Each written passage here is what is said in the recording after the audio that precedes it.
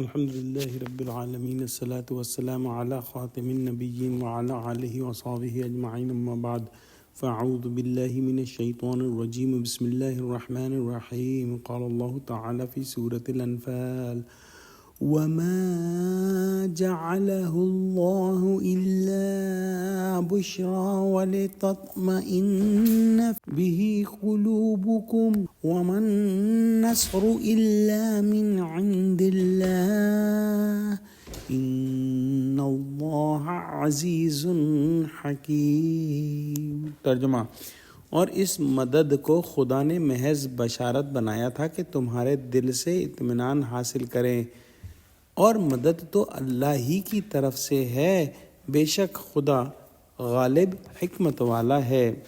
پچھلی آیت کے اندر ہم نے پڑھا کہ اللہ سبحانہ و تعالی نے مسلمانوں کی مدد کے لیے فرشتے اتارے، اور 3 سے 5 ہزار تک کی تعداد میں فرشتے اتارے. اور اللہ سبحانہ و تعالی نے اس آیت میں جو ابھی تلاوت ہوئی بیان فرمایا کہ یہ مدد صرف بشارت بنانے کے لیے تھی کہ ان سے مسلمانوں کے دل اطمینان حاصل کریں، کیونکہ مدد تو اللہ ہی کی طرف سے ہے.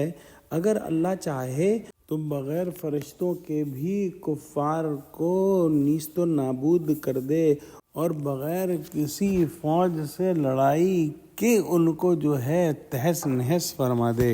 اللہ سبحانہ و تعالی العزیز ہے، گویا تمام تر اختیار کا مالک ہے، اور اللہ سبحانہ و تعالی الحکیم ہے، گویا اس کے جو ایبسولوٹ پاورز ہیں، ایبسولوٹ اتھارٹی ہے، اس کے ساتھ ساتھ اللہ سبحانہ و تعالی کی جو حکمت ہے وہ بھی ایبسولوٹ ہے، وہ بھی قطعی ہے.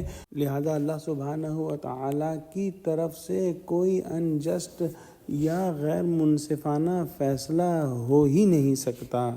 دعا کرتے ہیں کہ اللہ سبحانہ و تعالی ہم کو قرآن کا فہم عطا فرمائے، ہم کو سچوں سے جوڑے، اور ہم کو صراط مستقیم پر قائم فرما دے. آمین. وآخر دعوانا الحمد للہ رب العالمین. السلام علیکم ورحمۃ اللہ وبرکاتہ.